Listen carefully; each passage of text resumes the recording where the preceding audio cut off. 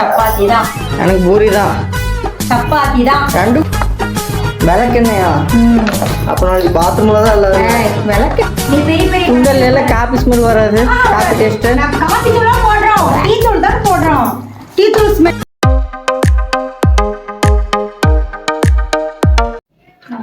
அம்மா சொல்லு தம்பி. நைட் என்ன சாப்பாடு? சப்பாத்தி சன்னா மசாலா. சன்னா மசாலாவா? சன்னா மசாலா பூரி தான் நல்லா இருக்கும், சப்பாத்தி வேண்டாம். சப்பாத்தி தான். எனக்கு பூரி தான். சப்பாத்தி தான். ரெண்டுக்கும் உங்களுக்கு என்னமா வித்தியாசம் இருக்கு? இவ்வளோ பெரியம்மா ரெண்டு வச்சா போதும், உனக்கு வயிறு போயிடும். அதே பூரின்னா குட்டி குட்டியா உருட்டி அதை அழுத்தி அதை எண்ணெயில போட்டு உனக்கு மொறுமொறுன்னு வேணும், உங்க அப்பாவுக்கு நல்லா சாஃப்டா வேணும். ஐயோ சப்பாத்தி தான். எனக்கு பூரி சுட்டுருங்க. அப்படின்னா நீ அழைச்சி கொடு. சரி, இது என்ன எதுக்கு இவ்வளோ தண்ணி ஊற்றி வச்சிருக்கீங்க? இன்னும் தண்ணி நிறைய ஊற்றணும். ஏன்னா இது வேக வச்ச தண்ணியிலேயே தான் நான் செய்வேன், தனியாக தண்ணி ஊற்றிக்க மாட்டேன்.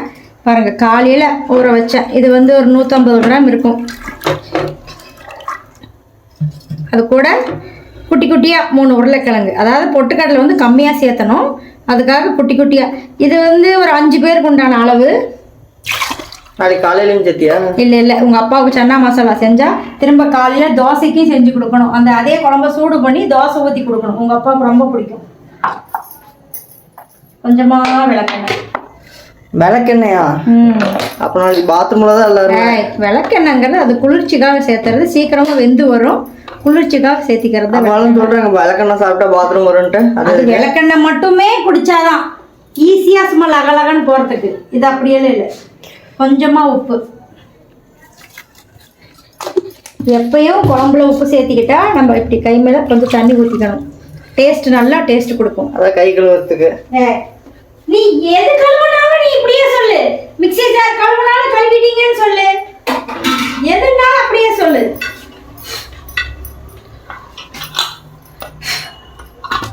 வந்துட்டார், அடுப்பு கிட்ட வந்தாலே இவர் தான் ஃபர்ஸ்ட். இது வந்து ஒரு 7-8 விசில் விடணும், அப்பதான் நல்லா பூ மாதிரி நல்லா பஞ்சு மாதிரி வந்திருக்கும் சுண்டல். இது வேகட்டும். சன்னா மசாலாக்கு வேண்டிய பொருளெல்லாம் பார்த்துடலாம். இப்போ சன்னா மசாலாக்கு வேண்டிய பொருள், சின்னதாக தேங்காய் மூடி ஒன்று எடுத்து நல்லா துருவி வச்சுருக்கேன். பாருங்கள், இது சும்மா ஒரு 20 பொட்டுக்கடலை தான் இருக்கும். ஏன்னா உருளைக்கிழங்கு சேர்த்துறோம், அதனால் இந்தளவுக்கு பொட்டுக்கடலை இருந்தால் போதும். இது வந்து 3 கொத்து கருவேப்பிலை. நான் எங்கள் வீட்டில் கருவேப்பிலை எல்லாத்துக்கும் அதிகமாக சேர்த்திக்குவோம். இது வந்து சக்தி சன்னா மசாலா பொடி, நல்லா 2 ஸ்பூன், கோபுர அளவுக்கு நல்லா 2 ஸ்பூன். இதில் வந்து பாருங்கள், கொஞ்சமாக சீரகமும் கொஞ்சமாக பெருங்காயமும் இருக்குது. பெருங்காயம் கண்டிப்பாக சேர்த்திக்கணும், சீரகமும் சேர்த்திக்கணும். இது வந்து பட்டை போட்டு அரைச்ச கொத்தமல்லி, எங்கள் வீட்லேயே செய்கிறது. இது வந்து சக்தி வரமிளகாத்தூள். இது வந்து பாருங்கள், பெரிய சைஸு வெங்காயம் குட்டி குட்டியாக அரிஞ்சு வச்சுருக்கேன். 2 பச்சை மிளகா, 2 குட்டி குட்டி தக்காளி, 2 தக்காளி இது நல்லா கட் பண்ணி விதையெல்லாம் எடுத்து வச்சுருக்கேன். இப்போ வந்து பாரு, தேங்காவும் பொட்டுக்கல்லையும் போட்டு அரைச்சிக்கலாம். அவ்வளோதானே? அந்த பட்டை, கிராம்பு, ஏலக்காய் இதெல்லாம் எதுவுமே வேண்டியதில்லை. இது எல்லாமே நமக்கு வந்து சக்தி சன்னா மசாலாவில் இருக்குது, அந்த பொடியிலேயே போட்டுக்கிட்டா போதும். அந்த பொடியிலேயே இதையும் அவங்க அரைச்சி கொடுத்துட்டா நமக்கு அரைக்கிற ஆள் மிச்சம் தானே. அவங்கள செஞ்சுன்னு கொடுத்துட சொல்லிடலாம், சரியா? நம்ம சப்பாத்தி மட்டும் வீட்டில் செஞ்சுக்கலாம். அதுக்கும் இருக்கே, சப்பாத்தி எல்லாம் உருட்டி அப்படியே வந்து பேக்கெட் பண்ணி கொடுப்பாங்க, நம்ம எடுத்துட்டு வந்து சுட்டா மட்டும் போதும். அது லேட்டாக சமைச்சு சாப்பிட்டா 80 வருஷம் வரைக்கும் வாழலாம், சீக்கிரமாக சமைச்சு சாப்பிட்டா 40லயே போயிடலாம்.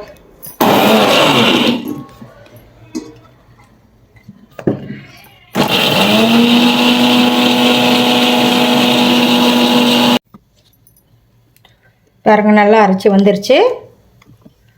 அவ்வளோதான், போதும். A few moments later. 8 whistle விட்டாச்சு. 6 விசில் போகிறதுக்கு கரண்டி வச்சு எடுத்தாச்சு. ஓப்பன் பண்ணி பார்க்கலாம். நல்ல பூ மாதிரி வெந்திருக்கும். ஆஹா, மல்லிப்பூவா ரோஜா பூவா? கனகாம்பரம் பூ. சரி, தண்ணி ஒரு மாதிரி கலர் இருக்கு, இந்த தண்ணியில் இப்படியாவது சமைக்கிறதா? இது என்ன, உருளைக்கிழங்கும் இந்த வெள்ளை சுண்டலும் வெந்த தண்ணி தான். கொஞ்சம் விளக்கெண்ணெய் ஊற்றினதுனால பாருங்க, அங்கங்கே அப்படியே மின்னு தெரியுது, அவ்வளோதான். இந்த தண்ணியை வச்சு தான் இந்த குருமா வைக்கணும். தண்ணி வந்து தனியாக சேர்த்திக்க கூடாது. இப்போ குருமா செய்ய ஸ்டார்ட் பண்ணிக்கலாம். இப்போ பாருங்கள், எண்ணெய் ஊற்றிக்கலாம். எண்ணெய் வந்து நிறையா சேர்த்தணும். இப்போ தான் நல்லாயிருக்கும். 5 6 7 கரண்டி எண்ணெய் ஊற்றிருக்கேன். 8 கரண்டி ஆச்சு. இதுக்கு கொஞ்சம் எண்ணெய் சேர்த்திக்கிட்டா தான் நல்லாயிருக்கும். இன்னும் உருளைக்கிழங்கு அது ஒரு பொசிஷனே மாறிடுச்சு. உருளைக்கிழங்கு தோல் சீவி பிசைஞ்சு வச்சுருக்கேன். பயங்கரமாக சுடுது. ஃப்ரிட்ஜில் வச்சு எடுத்துடலாமா கொஞ்ச நேரம்? ஃப்ரீசர்லேயே வைக்கலாம். பாருங்க, சீரகமும் பெருங்காயமும். கடுகெல்லாம் போடலாம் முதல்ல? வேண்டியதில்லை. இப்போ அது கறியிடக்கூடாது. சின்ன வெங்காயம், பச்சை மிளகா, கருவேப்பிலை எல்லாத்தையும் ஒட்டுக்க எடுத்து போட்டுருங்க. அப்புறம்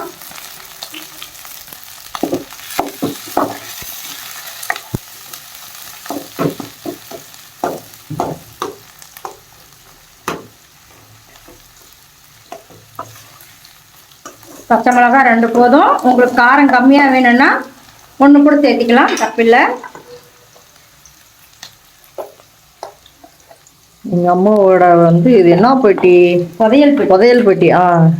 புதையல் பெட்டி. மாசத்துக்காரமாக இஞ்சி அரைச்சி வச்சுக்கிறது. டேடே 1 மாதம் தாண்டா வரும். பாருங்க, 1.5 ஸ்பூன் இஞ்சி பூண்டு பேஸ்ட்டு, 1.5 ஸ்பூன், அவ்வளோதான். இது 1 மாதத்துக்கு தாண்டா வரும். டெய்லி ஏதோ ஒரு இஞ்சி பூண்டு பேஸ்ட்டு சம்மந்தப்பட்டமாக செஞ்சுக்கிட்டே தான் இருக்க வேண்டியதாக இருக்குது.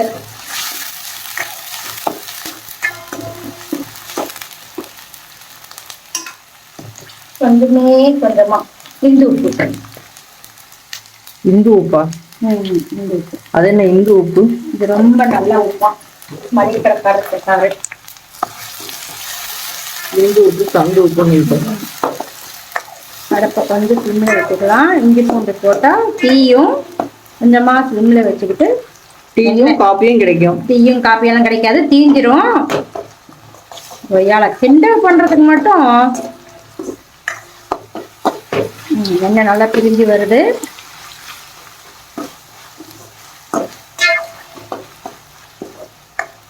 இந்த சமயம் இதை ஒரு பிசைஞ்சு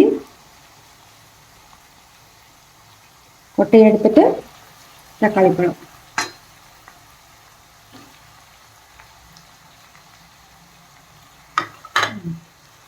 இந்த பல்ப் மாதிரி இருக்கிறது எடுத்துடலாம், வேண்டாம்.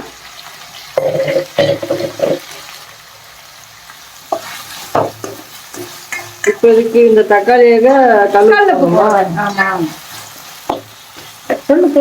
சொல்லிட்டே என் தூளுப்புலாம் தக்காளி வேகாதா? தக்காளி வேகாது, கல்லுப்புலதான். அதுக்கு என்ன அவ்வளோ பெரிய கொழுப்பு? என் தூளுப்புல வந்து அதுக்கு என்னவா? கல்லுப்புலதான் வேகமா இவங்க கல்லுப்புல வேகாங்க. இஞ்சி பூண்டு பேஸ்ட் தூளுப்புல வேகும். இப்ப பூரின்னா வேண்டாம், சரி சப்பாத்தின்னா வேண்டான்னு சொல்லுதல்ல உன் வாய், ஒரே வாய் தானே. ஏன் சப்பாத்தி சாப்பிட்றது, ஏன் பூரி மட்டும் தான் வேணும்னு கேட்குறேன். சன்னா மசாலாவுக்கு பூரி தான் நல்லா இருக்கும். நீங்க வேணா வேற ஏதாவது தக்காளி மசாலா இல்லை வந்து என்ன பேர் வாயில வர முடியும், உருளைக்கிழங்கு மசாலா வச்சு பாருங்க. அது வந்து சப்பாத்திக்கு நல்லா இருக்கும். உருளைக்கிழங்கு மசாலாவும் பூரிக்கு நல்லா இருக்கும், இதுவும் பூரிக்கு நல்லா இருக்கும். சன்னா மசாலா பூரிக்கு தான் எப்பயுமே. நம்ம வாய்க்குள்ள நாம பார்த்து போறதுதான். இந்த அளவுக்கு வதங்கினா போதும். தக்காளி பாருங்க முழுசா இல்லை, நல்லா மசிஞ்சிருச்சு. இப்போ தண்ணியை வந்து வடிகட்டி வச்சுட்டேன் சொம்புல. சுண்டலை சேர்த்திக்கலாம். அந்த தண்ணி எப்படி சேர்த்தி பண்ணீங்க? இல்லை, சேர்த்திக்குவேன். இது கூட இந்த உருளைக்கிழங்கும் நம்ம சேர்த்திக்கலாம். இந்த உருளைக்கிழங்கு சேர்த்துறதுனால தான் பொட்டுக்கடலை கம்மியாக சேர்த்துறோம். அது ஏன் ரெண்டும் அப்படி? உருளைக்கிழங்கு வந்து நல்லா கெட்டி கொடுக்கும், அதனால தான்.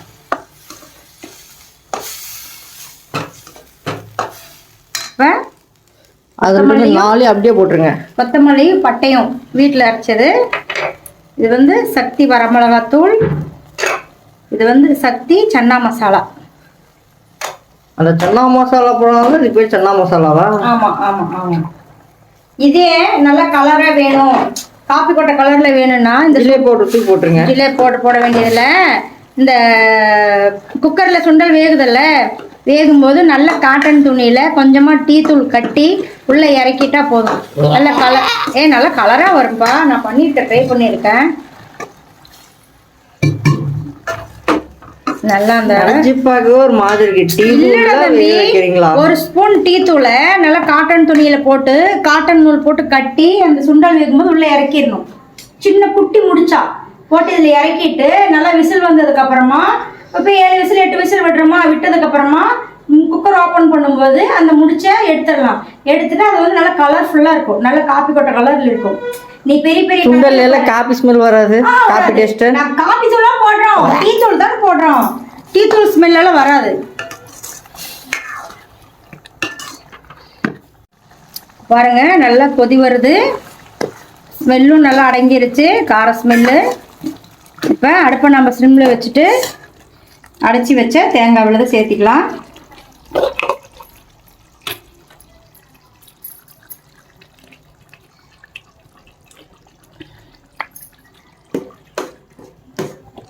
உங்களுக்கு கெட்டியாக வேணும்னா கெட்டியாக வச்சுக்கலாம். தயிர் எடுத்து ஊற்றின மாதிரி இருக்கு. ஆமாம், பொட்டுக்கடலை கம்மியாக தானே சேர்த்திருக்கேன். ஆல்ரெடி அது சுண்டல் வேக வச்ச தண்ணி, அதில் ஜாரியும் கழுவணுமா? அப்படிதான். ஃபோன் மேலே ஊற்றுங்க, மைக் மேலே கொஞ்சம் ஊற்றுங்க. தண்ணி சூடாக இருக்கவும் பொங்கிடுச்சு. உங்களுக்கு கெட்டியாக வேணும்னா கெட்டியாக சேர்த்திக்கலாம். எங்கள் வீட்டில் கெட்டியாக சேர்த்துக்க மாட்டாங்க, பத்தலைன்னா தண்ணி சேர்த்திக்கலாம்.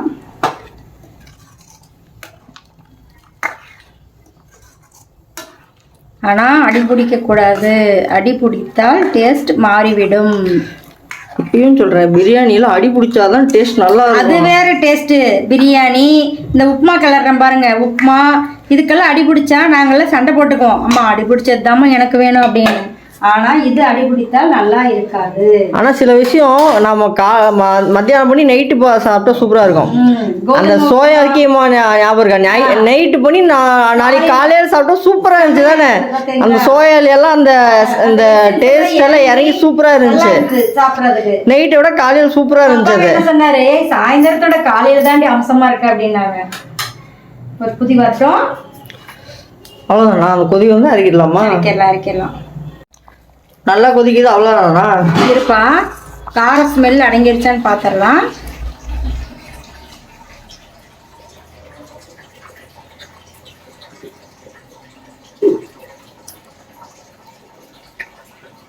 இன்னும் கொஞ்சம் லைட்டாக கார ஸ்மெல் வருது. அடுப்பை வந்து ஸ்லிம்மில் வச்சு ஒரு மூடி போட்டு மூடி வச்சிடலாம். ஒரு தட்டு போட்டு மூடி வச்சிடலாம். ஆனால் அடுப்பு ஸ்லிம்மில் தான் இருக்கணும். நல்லா பெருசாக எரிஞ்சதுன்னா அடி பிடிச்சிக்கும், அடி பிடிச்சா டேஸ்ட் நல்லா இருக்காது. ஆயிடுச்சா ஓப்பன் பண்ணி பார்க்கலாம்.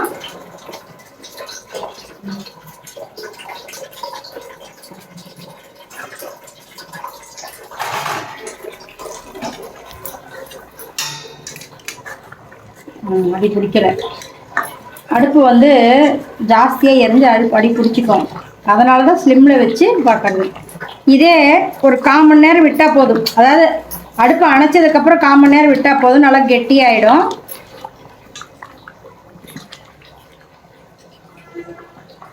ஸ்மெல் அடங்கிடுச்சு. இப்போ வெட்டி வச்ச கொத்தமல்லி தழை அப்படியே வடிவேல் சார் சொன்ன மாதிரி சும்மா பரன்னு அப்படியே தூவி இந்த சைடு 2 பெரட்டு, அந்த சைடு 2 பெரட்டு விரட்டிட்டு அண்ணனுக்கு ஒரு ஊத்தாப்பம் ஆஃப் பண்ணிட வேண்டியது. அவ்வளோதான், ஃபினிஷ். சப்பாத்தி பதிலாக பூரி கேட்டது ஒரு குத்தமாம்மா. அவங்க ஈஸியாக சுடுறதுக்கு நின்ட்டாங்க. நானே இதை உருண்டை பிடிச்சி, நானே இதை எண்ணெயில் டிப் பண்ணி, நானே இதை அமுத்தி எடுத்து கொடுக்கணுமாம்மா. இத்தனையும் பண்ணி கொடுத்தா அவங்க சுட்டு கொடுத்துருவாங்களாம்மா. பூரி கேட்டது ஒரு குத்தமா அவங்ககிட்ட. நீ தானே சாப்பிட்ற, நானா சாப்பிட்றேன். எனக்கு சப்பாத்தி போதும் 2. உனக்கு பூரி வேணும், நீயே சுடு. நான் அமுத்துறா வராதுமா, நீ அமுத்துறா வருமா? பரவாயில்ல. நீ இந்தியா மேப் மாதிரி அமுத்தினாலும் சரி, எந்த மேப் மாதிரி அமுத்தினாலும் சரி, அமுத்தி கொடுத்து. ஒரு மாதிரி பட்டையா வருது. பரவாயில்ல. எத்தனை வாட்டி நான் போட்டேன் ஒரு மொறுன்னு கேட்பேல. இப்ப எப்படி கேட்கறேன்னு நான் பாக்குறேன். பூரி சுட்டா மொறுன்னு வேணும். அவன் இதுதான் வருது. வருது. வடிவேல சார் சொன்ன மாதிரி வந்துருச்சு. இப்ப மொறுன்னு எப்படி வருதுன்னு பாக்குறேன். ரெடி ஆயிடுச்சு, பூரி சுட்டாச்சு. சாப்பிட்டு பார்த்துடலாம்.